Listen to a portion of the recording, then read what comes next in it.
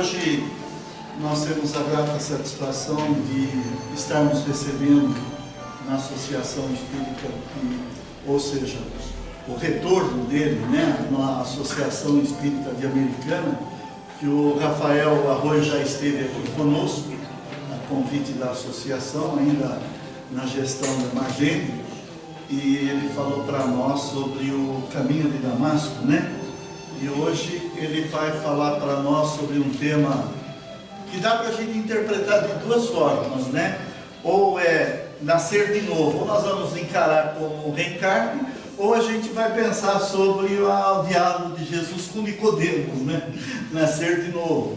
Então a gente tem essa palestra dele. O Rafael, ele atua hoje junto com o Emanuel Cristiano em Campinas, já trabalhou muito no Centro Espírita Allan Kardec também em Campinas, E ele vem falar para nós sobre esse tema tão importante que é nascer de novo. Que todos nós queremos, Nascer de novo, mas que não seja tão já, não, Os amigos falam comigo, eu falo que eu não seja escalado para jogar amanhã, Não é certo?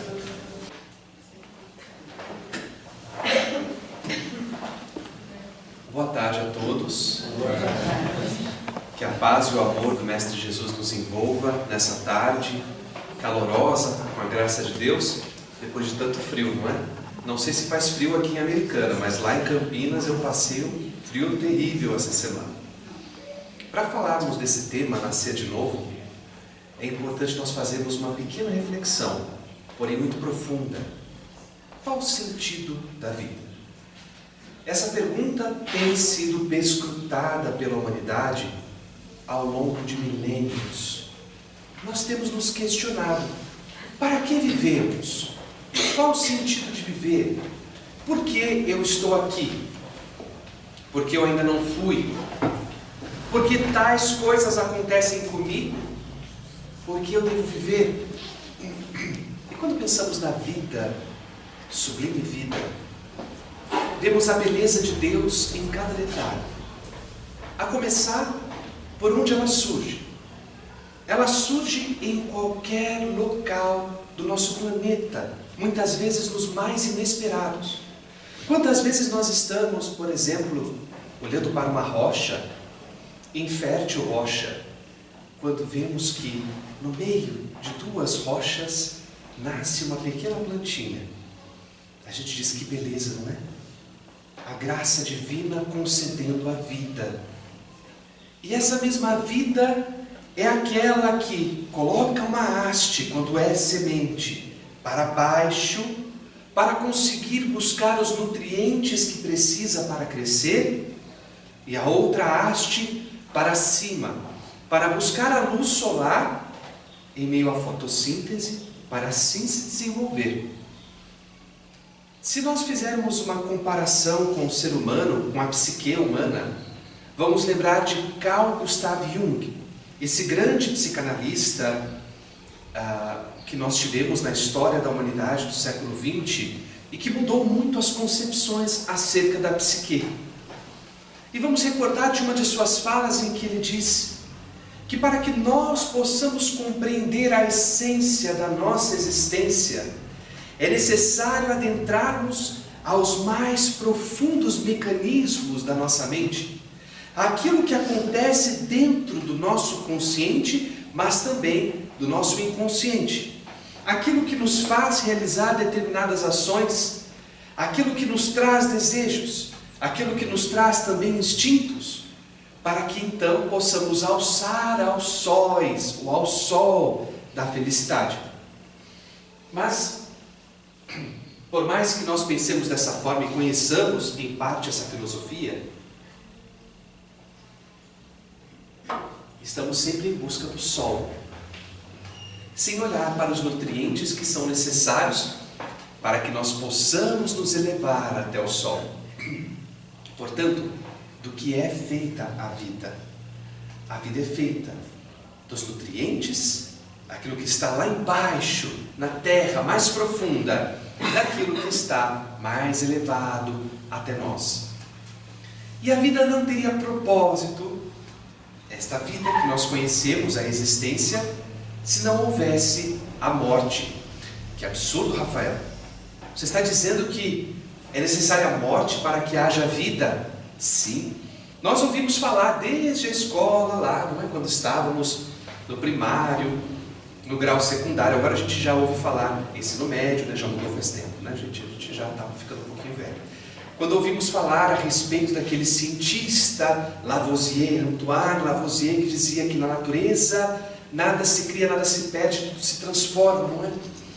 Significa que tudo aquilo que nós somos hoje, do ponto de vista material, nós reutilizamos de outra matéria orgânica, que deu vida a outros seres no passado.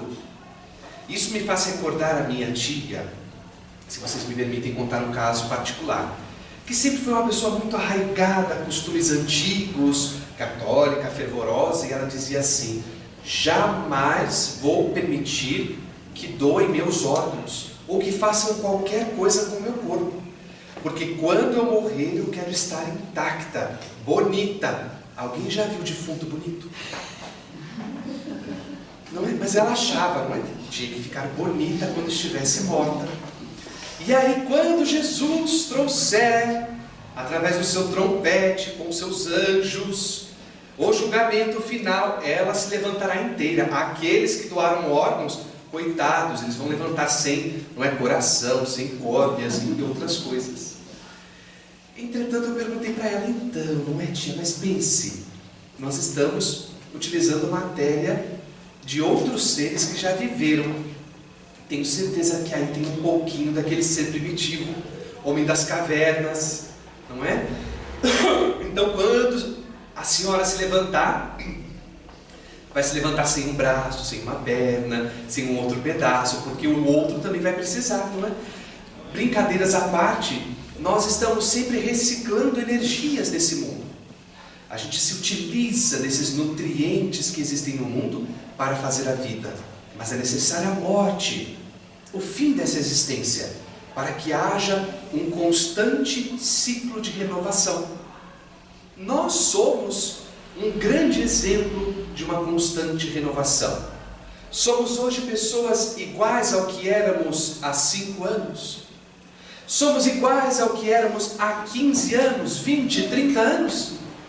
Ou somos seres bem diferentes? É claro que há muitas semelhanças, há questões, valores que permanecem intrínsecos a nós, mas mudamos muito, nos renovamos. E isso aconteceu porque nós permitimos que algo morresse.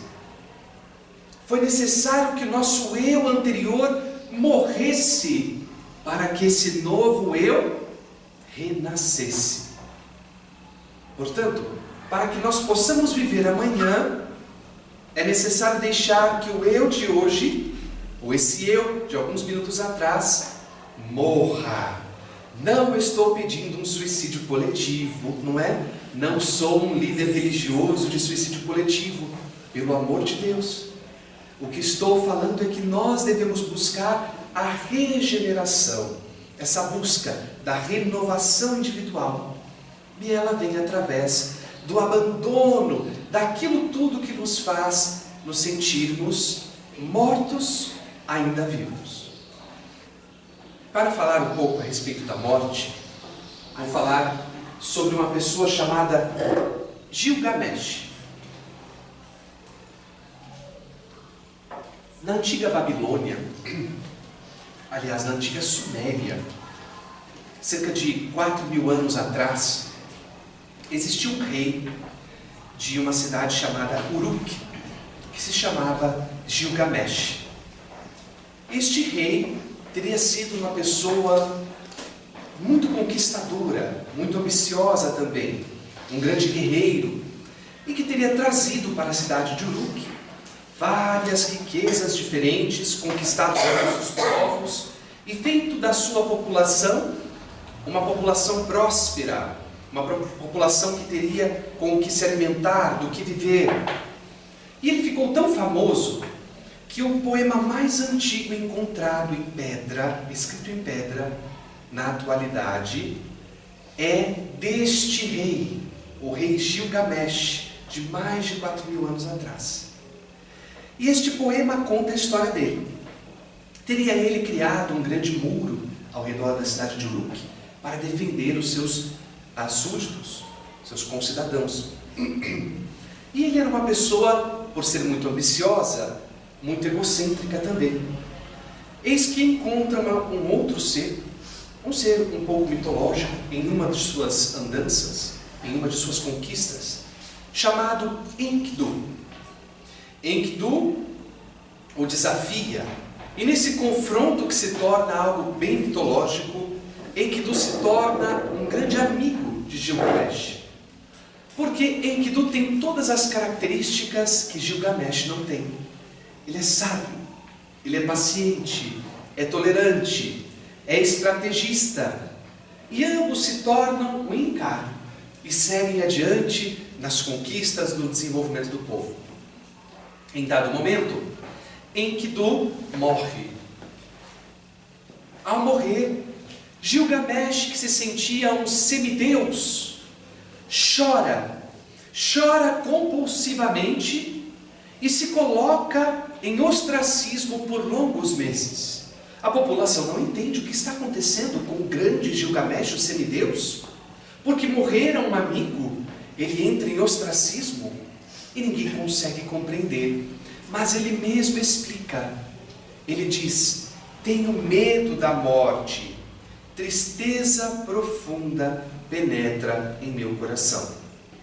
A tristeza que ele sentia não era apenas da perda do amigo, mas era da perda de si mesmo, refletida na morte do amigo. Porque quando o amigo morreu, um pedaço dele mesmo morreu com o amigo. E ele não suportava ver a própria morte na morte do amigo Enkidu.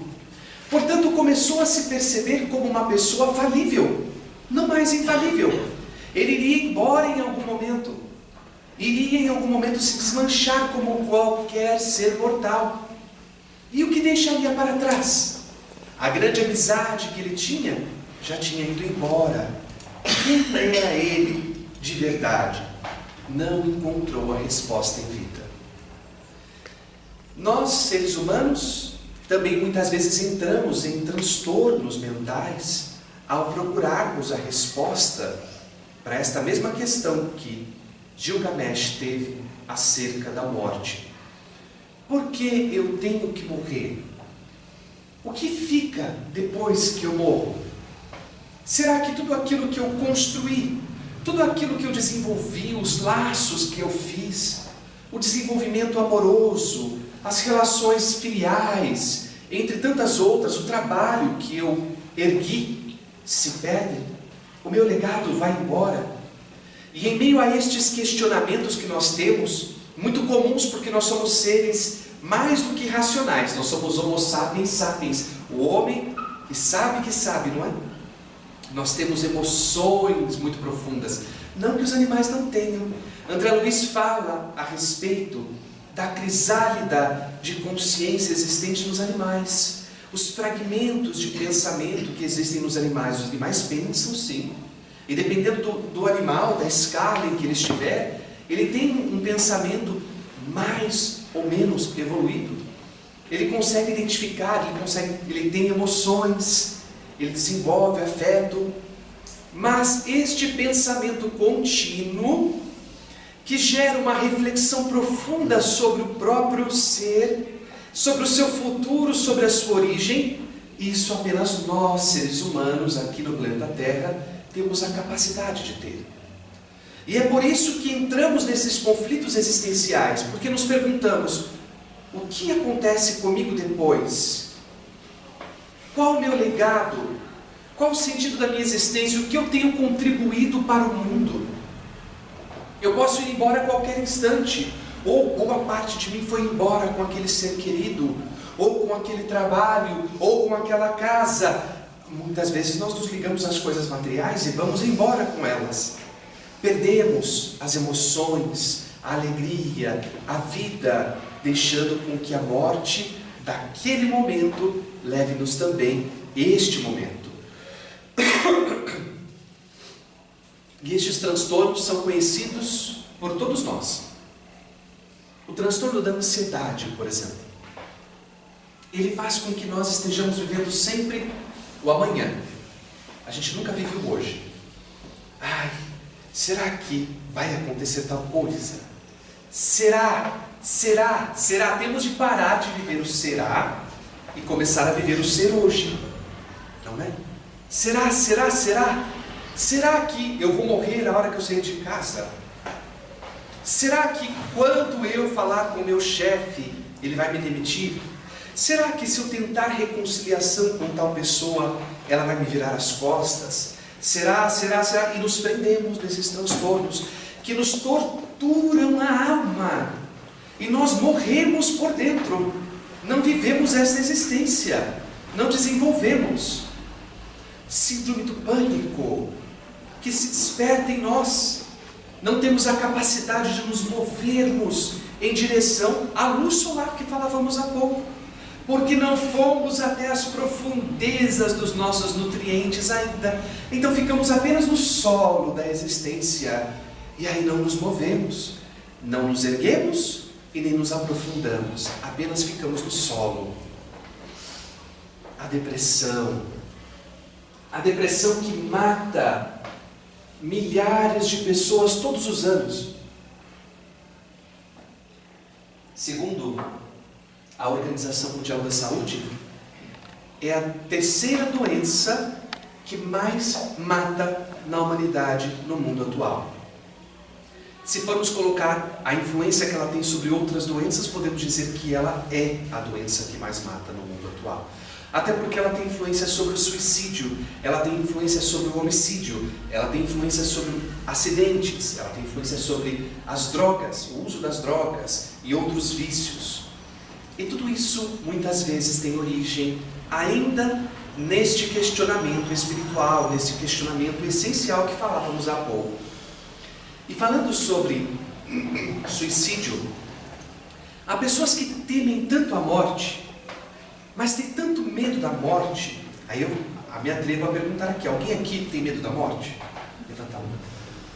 4 corajosos, sim. Os outros ficaram com vergonha de levantar a mão, porque a gente tem medo. A gente fica com um pouco de medo de dizer: eu tenho medo de morrer. Aí o espírita diz assim: não, eu não tenho medo de morrer. Eu tenho medo do momento, não é medo, é receio do momento da passagem por causa da dor, sabe, aquela coisa. Ou então ele transfere, ele diz assim: eu tenho receio por aqueles que ficarão. Mas de fato é o seu instinto de sobrevivência que está dizendo: eu tenho medo, sim. Mas tem pessoas que têm tanto medo da morte, que esse medo, esse pavor, faz com que elas morram em vida. E para eliminar o sofrimento, para que elas não tenham que buscar ir às profundezas dessa haste, que vai até os nutrientes do solo, o que elas fazem? Se matam. Um conhecido nosso, à época de faculdade, cerca de uns 20 anos atrás, ele era uma pessoa muito calada. E quando pensamos nessas pessoas muito caladas, a gente já deve se preocupar um pouquinho, não é? Vamos buscar conversar mais com as pessoas, buscar trazê-la para o nosso convívio. Aí tem exceções, não é? Tem aquele que é mais introvertido porque ele gosta de ficar na dele. Mas há aqueles que são calados porque ninguém lhes dá atenção. E ele era muito calado na turma. Não falava, não comentava nada, mas fazia parte de um grupo do qual eu fazia parte também. Certo dia ele veio e disse: eu estou muito feliz, diferente do que costumava ficar, e radiante. Estou apaixonado. Quando alguém disser para vocês: estou apaixonado, respondam: ah, coitado. Sabe por quê? As pessoas dizem com tanto fulgor, né? Estou apaixonado. A paixão vem da palavra passione, que significa sofrimento. Então a pessoa diz assim: eu estou sofrendo, sorri. A gente tem que dizer: vamos lá, eu cuido de você, vamos lá, a gente vai encontrar uma solução para isso. Mas é lógico, há casos em que a pessoa se apaixona e da paixão vem o amor. Mas se for só paixão, aí é fogo de palha, como se diz na minha terra. Aí vai acabar rapidinho. Ele então estava apaixonado. Dentro de algumas semanas, ele ficou muito frustrado.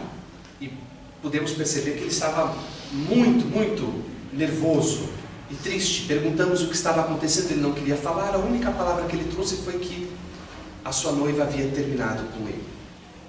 No dia seguinte, ele havia atentado contra a própria vida, se matado com um tiro na têmpora.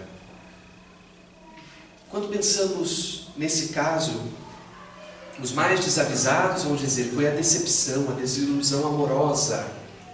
Foi isso que fez. Em certa medida, sim.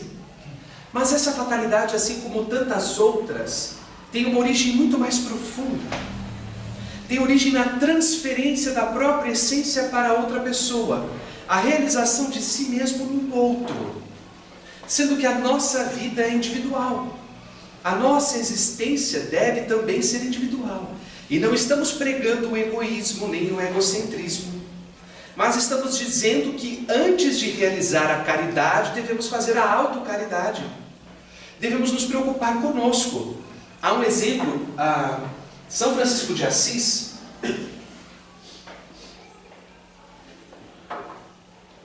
costumava se flagelar muito. Ele se flagelava, se autoflagelava. E ele estava ao fim da sua vida, já nos seus 44 anos, quando o irmão Leão se aproxima dele, ele já está deitado sobre o chão. Para quem conhece a história de São Francisco, é linda essa passagem. Ele está deitado, seminu, sobre o chão, cru e frio de Assis, porque ele quer voltar ao mundo dos espíritos assim como ele veio. Então ele está deitado, aguardando, quando o irmão Leão diz assim: meu irmão, eu não sei o que fazer, estou com um grande problema. E Francisco diz: o que foi, meu irmão? Me conta, eu te ajudo. Ele diz: Pai Francisco, chamava-o de Pai Francisco. Pai Francisco, tem um amigo que maltrata um jumentinho há muito tempo. Ele tem um jumentinho que o carrega ao longo da vida pelas estradas afora, há muitos anos, mais de 40 anos. E esse jumentinho, ele dá chibatada no jumentinho, ele leva o jumentinho para lá, não alimenta direito o jumentinho, não sei o que fazer. E Francisco responde: peça para que ele trate melhor o jumentinho, cuide dele, tenha amor, compaixão com ele. Irmão Leão: pois é, e se eu lhe disser que o jumentinho é o seu corpo físico? Pai Francisco. E ele então se coloca naquele momento em consciência e diz: passando a mão no corpo já, não é frágil, indo embora. Meu jumentinho, me perdoe por tantos anos de flagelo. E chora, solta lágrimas de arrependimento por ter maltratado o próprio corpo. Dessa forma nós compreendemos que nós somos responsáveis. O próprio Francisco de Assis se arrependeu do momento em que ele flagelou o próprio corpo. Nós somos responsáveis pela nossa própria existência. Não podemos transferir essa responsabilidade para as outras pessoas. A vida é muito maior do que aquilo que nós estamos passando nesse momento, do que aquele problema, do que aquela despedida, do que aquela dificuldade, por mais terrível que seja, por mais que ela corroa o nosso coração, ela é passageira.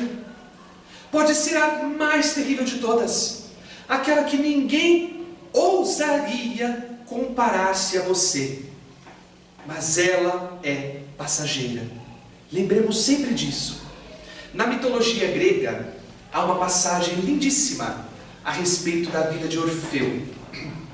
Orfeu era um músico que encantava as pessoas com suas palavras cantadas. Cada palavra sua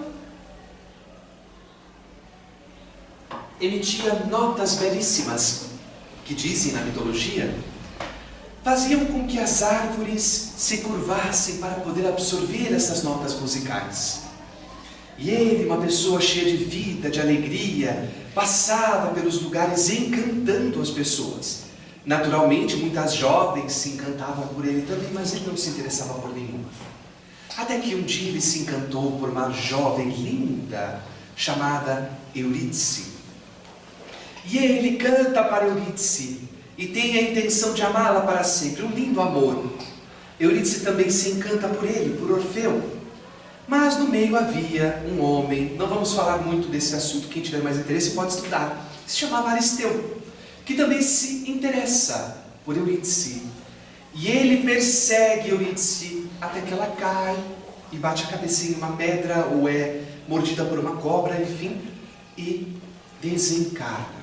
Só que a desencarnação, para os gregos antigos, tem toda uma mitologia por trás. O espírito ia para o mundo de Hades, o mundo dos espíritos, e lá ele passava a conviver entre os desencarnados. Orfeu não aceita essa situação. Ele fica desesperado, não se torna de forma alguma paciente, tolerante pela situação, e começa a cantarolar músicas terríveis, tristes, que fazem com que as pessoas se tornem depressivas ao seu redor. Não suportando a vida que ele tinha sem Eurídice, ele desce até os portões do Tártaro.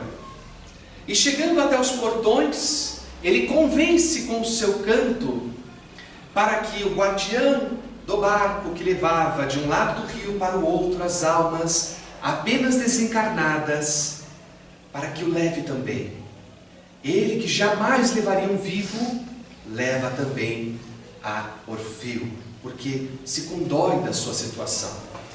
Levando-o para o outro lado, Orfeu ainda encontra um outro momento difícil, porque ele se vê diante de um monstro chamado Cérbero, um cão de 3 cabeças que se alimentava de qualquer ser que transpassasse o rio e que não fosse desencarnado. Mas ele começa a cantarolar e faz com que o cão durma e continua sua caminhada até chegar a Hades. Hades ele é o rei do mundo dos espíritos para os gregos antigos. Ele está ao lado de Perséfone, que é a rainha, a esposa de Hades. E a gente sabe que quem manda mesmo é a mulher. Então Hades começa a falar, não é? Mas é Perséfone que absolve Orfeu pela ousadia e que também permite que Orfeu leve consigo para o mundo exterior a alma de Eurídice novamente. Ele fica muito feliz, mas o homem, para variar, que é Hades, coloca uma condição.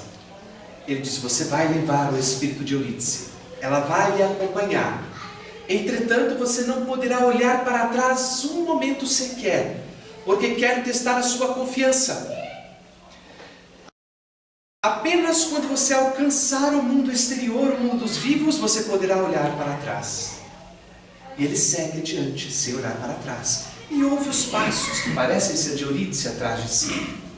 Entretanto, quando ele vai chegando ao mundo dos vivos, ele pensa: Hades, este rei do mundo inferior, tenho certeza que ele me pregou uma peça.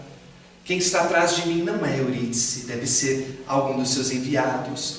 Ele já está no limite do mundo exterior, mas resolve dar uma espiadinha.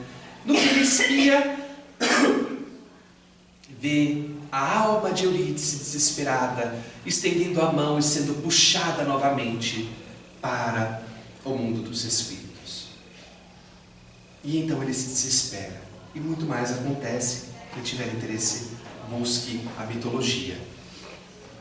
Quando pensamos nessa história, no mito de Orfeu e Eurídice, nós podemos fazer uma analogia à mentalidade humana.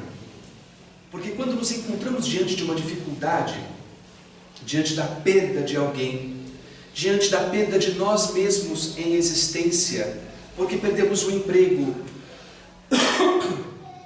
porque perdemos uma amizade, porque perdemos uma chance, uma oportunidade, uma viagem, ou um reconhecimento de alguém, nos sentimos abandonados. Ninguém está perto de nós. Desconfiamos de todos, desconfiamos até mesmo de Deus, e começamos a blasfemar, porque não temos fé do tamanho de um grão de mostarda, como disse Jesus. E como Orfeu, tal qual Orfeu, nós olhamos para trás.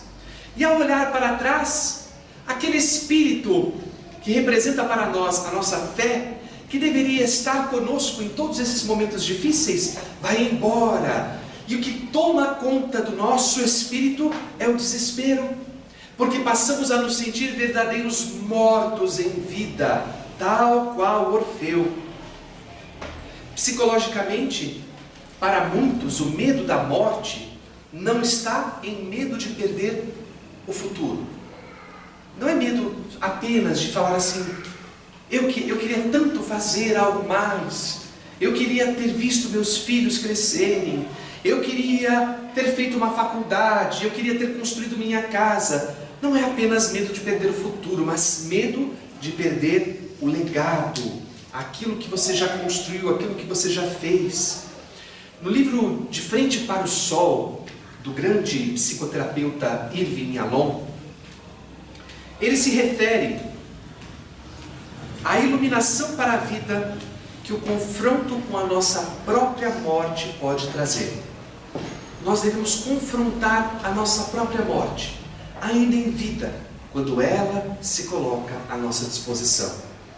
E nós a enfrentamos não apenas no corpo, mas enfrentamos na alma, na mente, para despertarmos para o sol da vida, em alguns instantes, alguns momentos em que isso acontece.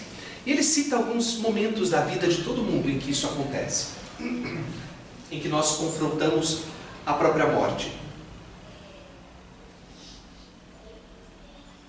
Exemplo, quando estamos em luto por alguém com quem nos importamos, um ente querido. Quando passamos por uma doença que ameaça a nossa existência, nós fazemos reflexões profundas nesses momentos, não é? Quem sou eu? Por que eu estou aqui? O que eu estou fazendo? Será que é o melhor de fato para o meu desenvolvimento moral, intelectual, pessoal? O fim de um relacionamento íntimo, que não deixa de ser um luto também, né? A pessoa sofre tal qual perdendo uma pessoa para a morte física. Um marco importante na vida. A pessoa faz 50, 60, 70 anos e pensa que já está morrendo. Ela fala, ai, fiz 70 anos. A porta da morte já está ali. E ela vive até os 110. E fica dos 70 aos 110 pensando que está morrendo. Pensa. E aquele que está cheio de vida, com 20 anos, morre com 30. Vejam a relatividade da vida. Temos de deixar essa ignorância nossa de lado. Porque todos somos espíritos. Se formos pensar em idade, até aquela criancinha tem milênios de existência. Então ela é uma vida idosa, não é? Ai, coitada daquela criancinha idosa, está quase morrendo. Não temos de ter autopiedade, não tire essa autopiedade da idade. Todos nós estamos em segmento da vida. Mas quando temos esses marcos, 50, 60 anos, 70, 80, normalmente fazemos reflexões profundas, não é? Em aniversários. A não ser que a gente faça aniversário ao contrário. A minha mãe já está com 25 anos. Um trauma catastrófico, por exemplo, um assalto que passamos, um sequestro, coisas terríveis como estupro ou algo do tipo. Essas situações catastróficas que acontecem com a pessoa fazem com que ela reveja toda a sua natureza, com que ela faça toda essa busca pelos nutrientes que estão lá no mais profundo solo. Ela vai encarar a própria morte. A perda do emprego ou mudança de carreira, a aposentadoria. Como eu quero me aposentar. Parece que agora, só com 70 e poucos anos, e daqui a um tempo só com 150 anos. Aí a gente vai ter que ser robô para conseguir aposentar. Mas me recordo que muitas pessoas diziam assim, eu quero me aposentar porque quero aproveitar a vida. Não consigo encontrar muita conexão, não é? Porque a pessoa trabalha, entrega toda a sua energia para o trabalho, aí se aposenta. Aí não tem mais energia para nada. Ou então ela diz assim, porque eu quero viajar bastante, quero viajar ao mundo. Aí se aposenta e ganha aquela miséria. Aí ela viaja de Americana para Sumaré. Não é? Então nós temos que aproveitar o agora, não nos preocuparmos com o amanhã. Mas a aposentadoria é um momento também de reflexão profunda, porque éramos tão necessários para o mercado de trabalho. O mercado de trabalho agora não parece precisar de mim. Aí vem a autopiedade de novo. Ah, estou velho, estou morrendo. Não. Quantas pessoas encontram novas profissões neste momento, vivem uma nova vida. É como se fosse uma nova encarnação nessa existência, não é? É um novo momento, uma nova era. Ou então se aprofundam em trabalho voluntário, estão na casa espírita quase todo dia. Eu me orgulho muito do meu pai. Meu pai está na casa dos 70 e ele vai de segunda a segunda no centro espírita. É isso aí, pai. Muito bem. Eu pergunto para ele, está centrando hoje, pai? Estou centrando. É isso aí. Continua centrando, todo dia na casa espírita, no centro espírita. Mudança para uma casa de repouso. Ah, eu não quero. Eu não quero ir para a casa de repouso. Ninguém quer. Mas pode ser que aconteça conosco. E se acontecer, é mais uma prova nesta vida. E quem aqui ficou sem provas? Alguém aqui? Levanta a mão. Passou por essa vida sem provas? Todos nós passamos por provas. É mais uma prova e talvez a derradeira nessa existência. Passar por algum cuidador em casa ou por uma clínica de repouso. E ter que se relacionar com pessoas e com dificuldade mental, tanta coisa. E essa reflexão vai ser feita também, a situação, a sensação do abandono. Isso tudo faz nos crescer como espíritos, se nós soubermos lidar com a situação. Sonhos reveladores do inconsciente. Quantas vezes nós sonhamos e pensamos, então eu não sou tão santo assim. Percebo que eu devo ter uma tendência neste sentido, mais violenta, ou passei por uma situação assim, ou pode ser que tenha sido uma encarnação minha do passado. Os sonhos também trazem muitas reflexões a respeito da morte.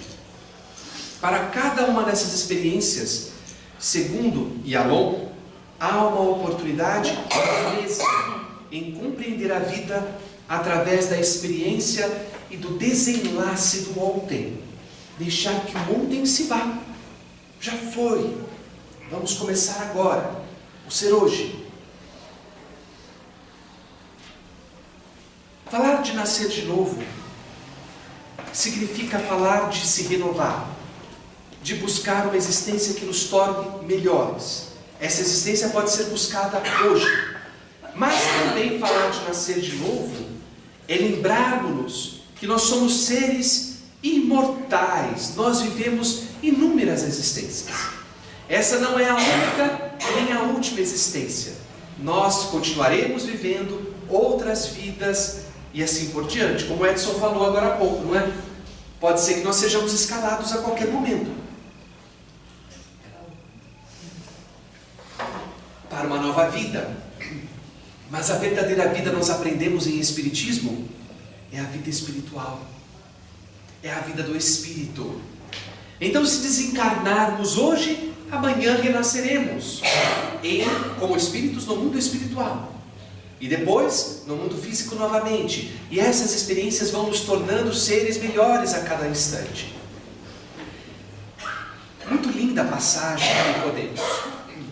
Porque Nicodemos era um conhecido fariseu, doutor da lei, à época de Jesus. Uma pessoa que era também tida como um dos príncipes de Israel. Uma das pessoas mais notórias de Israel. E quando ele se aproxima da tenda de Jesus, à noite, muitos dizem, ele se aproximou à noite, quando leem o Evangelho, porque ele não queria ser visto com Jesus, com os cristãos, os discípulos, porque por ser um dos juízes da sinagoga maior, que era o Sinédrio, seria mal falado, seria mal quisto pelo povo. Na verdade não era isso, porque se fosse isso, Nicodemos não seria um dos patrocinadores da sepultura de Jesus quando ele desencarnou. Foi ele Nicodemos, junto a José de Arimateia, que sepultaram a Jesus e que forneceram tudo o que era necessário para que ele fosse colocado na gruta, o seu corpo fosse colocado na gruta. Se ele não quisesse se expor, ele não teria se colocado à disposição no momento da desencarnação do Cristo. Mas na verdade, entendemos que quando Nicodemos se aproxima à noite de Jesus, já era a época final da missão do Cristo. E ele não queria que os guardas ouvissem e o acompanhassem, porque eles estavam já prestes a prender Jesus. Naquele instante, apesar de ser um bom homem, Nicodemos era uma pessoa muito arraigada às tradições farisaicas, às exterioridades, e já tinha acompanhado alguns dos feitos de Jesus, ouvido falar muito dos seus ensinamentos. Não compreendia muito os ensinamentos, mas sabia muitos dos sinais que Jesus havia feito, os efeitos físicos, os fenômenos. Então, ele se encontra com Jesus, e Jesus o recebendo em sua tenda, eis que Nicodemos diz: Rabi. Rabi significa mestre. Então quer dizer que ele consegue reconhecer Jesus como um mestre. E continua: bem sabemos que és mestre vindo de Deus, porque ninguém pode fazer estes sinais que tu fazes, se Deus não for com ele. O que ele quis dizer? Que ele reconhece Jesus como Messias, como alguém enviado por Deus. Porque alguém que não fosse enviado por Deus, ou seja, uma pessoa que não tivesse uma missão profunda de revelação, não conseguiria realizar tais feitos como Jesus realizava. Mas ele ainda se foca nos feitos exteriores de Jesus. Ele não fala dos ensinamentos, ele fala das coisas exteriores. E Jesus responde: na verdade te digo, que aquele que não nascer de novo não pode ver o reino de Deus. Está lá no Evangelho. Quando li a primeira vez, na época que fazia catecismo, e li essa passagem, pensei: qual a relação? Não, há uma desconexão, porque o homem vem e fala com Jesus: Rabi, reconheço-vos como vindo de Deus, não é porque fazes milagres, enfim, fazes feitos, porque milagres não existem, fazes feitos. E ele responde: na verdade te digo que é necessário nascer de novo. Há uma desconexão aí? Não há nenhuma desconexão, porque Nicodemos se referia aos sinais de que Jesus vinha de Deus porque conseguia realizar feitos, fenômenos. E Jesus responde que para vir de Deus é necessário, para ser reconhecido, para conseguir, não é, ter essa evolução espiritual, é necessário nascer de novo. Ninguém conseguirá ter tal evolução moral e tal capacidade fenomenológica se não nascer de novo. É necessário a reencarnação. Mas Nicodemos ainda não consegue compreender o que Jesus diz. Ele tem dificuldades, tem suas limitações no mundo. Então, ele redargue: mas como pode nascer um homem sendo velho? Pensamos, deve ser difícil mesmo, não, para uma pessoa que não acredita em reencarnação. Como pode nascer um homem sendo velho? Ele pode, porventura, retornar ao ventre de sua mãe? E Jesus responde: és mestre em Israel e não sabes destas coisas? Quando Jesus responde desta forma, é porque entre os israelitas havia também estudos a respeito de reencarnação. Porque os gregos antigos acreditavam em reencarnação. Os egípcios tinham consigo o livro dos mortos, que pregava a reencarnação, tratava da reencarnação. Vamos encontrar entre os sumérios, os babilônios antigos, também referências a respeito da reencarnação. Os orientais, 4, 5 mil anos antes de Cristo, os hindus, também tratando da reencarnação. E como pode, ali em Israel, um dos redutos intelectuais do mundo, ele sendo um dos mestres, não conhecer a respeito da reencarnação?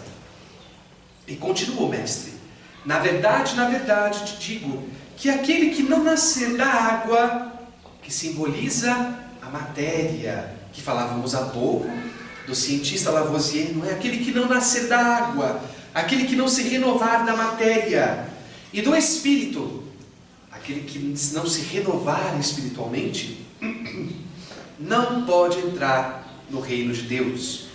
O que é nascido da carne é carne, o que é nascido do espírito é espírito. Não se surpreenda pelo fato de eu ter dito: é necessário que vocês nasçam de novo. O vento sopra onde quer, você o escuta, mas não pode dizer de onde vem nem para onde vai. Assim acontece com todos os nascidos do Espírito. E Nicodemos responde: como pode isso?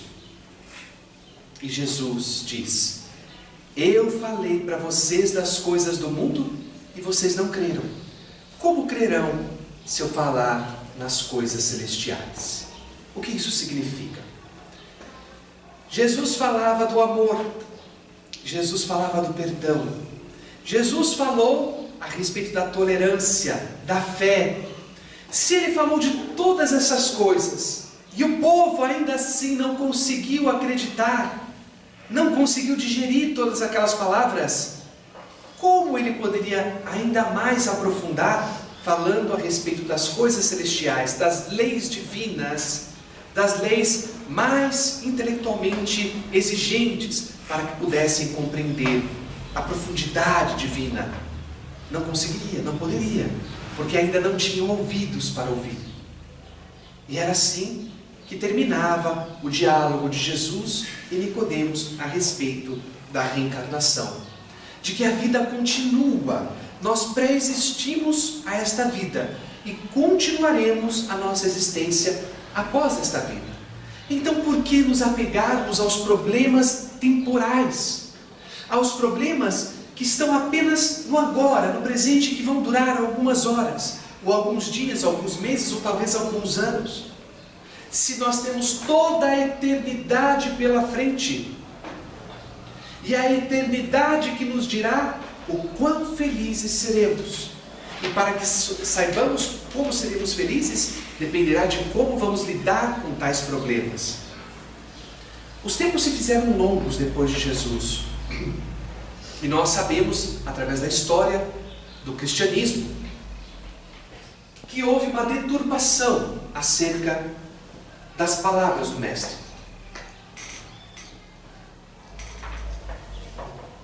E em concílios realizados entre os séculos V e VII da nossa era, a reencarnação foi retirada, abominada da igreja durante a Idade Média toda. E todos aqueles que falassem acerca da reencarnação entre os cristãos ou fora do âmbito cristão seriam considerados hereges, queimados em praça pública, exterminados. E o império do medo se fez presente ao longo de mais de 1 milênio para toda a humanidade conhecida da época. Acontece que com a Renascença, a partir do século XV, e posteriormente com o Iluminismo, a partir do século XVIII, nós vamos fazer com que a humanidade se restabeleça intelectualmente e comece a colocar o ser humano novamente no centro e não mais o medo. O medo não impera mais, o que impera agora é a racionalidade. Porém, essa racionalidade faz com que o ser humano crie um cisma entre ele e Deus, porque Deus ainda é representado por aquelas trevas conduzidas por 1 milênio de medo. E como o ser humano ainda se sente coagido pelo medo da Igreja Católica, da Igreja Protestante, que trouxeram consigo a Inquisição e os terrores das torturas e das mortes, é melhor se separar daquilo que é místico, daquilo que se diz espiritual, e seguir apenas aquilo que é racional. Eis que então no século XIX surge um pensador chamado Augusto Comte, que traz uma filosofia chamada positivista, e que através do método se encontra a razão. Sem o método não há razão. E no espírito não há método, porque o espírito não é substância. O espírito é algo, mas não é substância. o espírito está abstrato à racionalidade pura, científica, positivista. Então ele abomina tudo aquilo que é espiritual. E aqueles que seguem a partir dele, muitos deles os republicanos, os governistas republicanos de outrora, os revolucionários do século XIX e do início do século XX, vamos encontrar também os bolcheviques depois da Revolução Russa e tantos outros, os marxistas, entre muitos outros naquela ocasião, repelem aquilo que é religioso, porque aquilo que é positivo, aquilo que é metódico, é o que deve ser racional e verdadeiro. Nessa mesma época de Augusto Comte, vem à luz, no alvorecer do positivismo, em 1857, a revelação espírita. E através de Allan Kardec, os espíritos superiores trazem 1019 perguntas, inspiradas, respondidas pelos espíritos superiores da falange do Espírito de Verdade. Em meio a estas questões encontramos a número 166, que pergunta: a alma tem muitas existências corpóreas? No Livro dos Espíritos. Sim, respondem eles. Todos nós temos muitas existências, dizem os imortais. Os que dizem o contrário querem manter-vos na ignorância em que eles mesmos se encontram. Esse é o seu desejo. Os espíritos, ensinando o dogma da pluralidade das existências corpóreas, continua Allan Kardec, renovam uma doutrina que nasceu nos primeiros tempos do mundo e que se conservou até os nossos dias, no pensamento íntimo de muitas pessoas. A reencarnação não é do Espiritismo, ela já existia no íntimo da humanidade há muito tempo. Apresentam-na, porém, de um ponto de vista mais racional os imortais, mais conforme às leis progressivas da natureza e mais em harmonia com a sabedoria do Criador, ao despojá-la de todos os acréscimos da superstição. A partir deste ponto, a religião começa a se associar da ciência. E nós podemos contar, através da racionalidade, com a reencarnação como a resposta para muitas das questões que nos faziam morrer ainda em vida. Continuarmos vivendo, mas mortos por dentro. E temos a comprovação da imortalidade da alma por diversos cientistas positivistas, como por exemplo Sir William Crookes, Cesare Lombroso, Alexander Aksakov, Camille Flammarion, Charles Richer, Ernesto Bozano, Gabriel Delany, Oliver Lodge, Thomas Edison, Arthur Conan Doyle, que era um escritor, não era positivista, mas muito conhecido, Marie e Pierre Curie, entre tantos outros que vieram comprovar a imortalidade da alma e a reencarnação. No Brasil, um grande propagador do Espiritismo, um paulino propagador do Espiritismo, é Divaldo Franco. Ele nos fala a respeito da reencarnação contando um caso próprio. Diz que na década de 30, ele ainda era criança, sua irmã, que era uma pessoa muito voltada a ele, era casada e gostava muito de Divaldo, prometia a ele que quando ele crescesse iria pagar a sua educação, fosse como um sacerdote, porque Divaldo dizia que queria se tornar padre, ou professor, porque Divaldo dizia que a sua segunda opção era ser professor.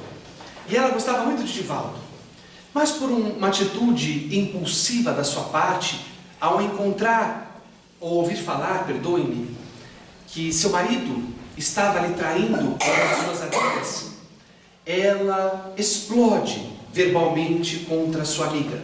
E se arrependendo profundamente, ela então se enforca, se mata. Seu nome era Nair. Quando então ela desencarna, a tristeza assola a vida de Divaldo, de seus irmãos e de sua mãe. Entretanto, depois de muito tempo, já na década de 70, sua mãezinha está trabalhando com Divaldo na Mansão do Caminho, essa obra gigantesca, que ele construiu para ajudar as pessoas, uma verdadeira obra de caridade, espírita que é, sem jamais trazer qualquer contribuição individual para ele mesmo. Ele, produzindo bons feitos a todas as pessoas, perde então agora, se é que podemos dizer perde, não é? Se desenlaça agora de sua mãe. A sua mãe batalhadora que esteve com ele ao longo de todos esses anos está desencarnando. E quando ela se vê no processo de desencarnação, ela diz: ou melhor, Divaldo, eu estou indo para o mundo espiritual, mas eu vou agora para encontrar Nair e ajudá-la. E Divaldo, ouvindo aquela história, disse: vá, minha mãe, vá sim, vá ajudar Nair. E ela então desencarna.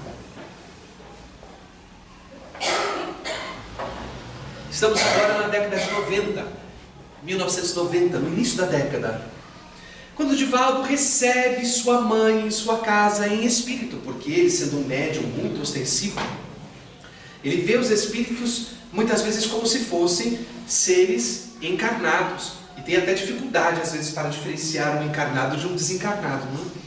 Quando ele vê então sua mãe se aproximar com um sorriso no rosto, e ela diz: Divaldo, eu tenho uma novidade. E ele pergunta: qual é, mãezinha querida? Ela responde: Nair vai renascer, Nair vai reencarnar.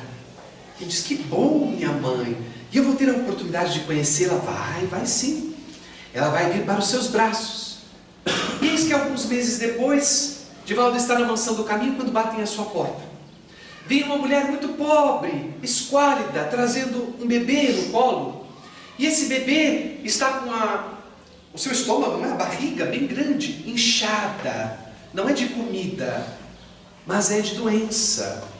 E ela conta, a mãe daquele bebê, que estava morando no lixão de Salvador, na Bahia, e que estava dando sopa de papelão para a criança porque não tinha leite para dar, porque estava desnutrida. Divaldo acolhe a mãe e a criança, quando vê que se aproxima o espírito de sua mãe. E ela aponta para a criança e diz: está vendo, Divaldo? É Nair. Ele diz: é ela, mãe? É ela. Ele olha bem para a criança, para aquele bebê, de lábios leporinhos, com dificuldades respiratórias e com aquele problema estomacal. Estava certamente espiando o seu suicídio doloroso de outrora. E ele recebe e diz: eu vou adotar essa criança e você como parte da minha família. E leva para consigo. A criança cresce, não é? Vai crescendo com graves problemas respiratórios, circulatórios, digestivos. É uma criança que não vai se desenvolver muito na vida, em breve vai desencarnar. Ele percebe isso, não é, Divaldo? Consegue ter essa percepção anímica. E o interessante é que essa criança cresce e tem uma ligação espiritual, afetiva com Divaldo. E quando ela está lá próxima dos seus 5 anos, ela diz assim: Di! Ele arrepia inteiro, porque a única pessoa que o chamava assim era Nair. E ela vem até ele e diz assim: Didi, eu sou Nair. E ele diz: eu sei, minha querida. Eu sei. Não, você não entendeu. Eu sou Nair, aquela da outra vez. E ele responde: eu sei, minha querida. E a abraça fortemente. Mas porque ela está muito frágil, ele ora a Deus para que ela não sofra muito e que a sua desencarnação seja suave. Dali a alguns meses, eis que Nair desencarna. Alguns anos se passam. Está Divaldo na mansão do caminho quando se aproxima o espírito de sua mãe novamente, sorrindo novamente. E ela diz: Divaldo, Nair já está melhor. Ela espiou o que precisava do suicídio e agora já se encontra em melhor equilíbrio de forças e vai reencarnar novamente. E Divaldo pergunta: vou ter a oportunidade de vê-la novamente? Ela diz: sim, ela virá para a mansão do caminho. E eis que também ele a reconhece depois de alguns anos. E essa criança se desenvolve, está viva e convive com ele. Hoje é uma adolescente e convive com ele, o ajuda na mansão do caminho. na sua terceira reencarnação de convívio com Divaldo. Nós temos grandes oportunidades de vivermos nesta vida, de aprendermos, de renascermos. Vamos nascer como o sol, porque o sol todas as manhãs nos beija a face com seus raios luminosos, com seu calor, e nos faz lembrar que podemos recomeçar naquele dia, que se fizemos algo de ruim no dia anterior, nesse dia podemos fazer algo de bem para resgatar o mal que produzimos, ou o bem que não fizemos no dia anterior. O sol nos lembra também que depois da chuva e da tempestade, da dor, da dificuldade, nós podemos produzir algo de bom para a humanidade. Parte de nós, depende de cada um de nós. Renasçamos nesse novo dia, e que esse dia, ou essa nova existência que vai surgir, seja agora, nesta vida em que estamos encarnados, ou seja numa próxima, que nós tenhamos a oportunidade de exemplificar a paciência, a tolerância, o amor, o equilíbrio, tendo pleno conhecimento de que nós somos seres imortais e que nascemos de novo. Que Deus nos abençoe hoje e sempre. Muito obrigado.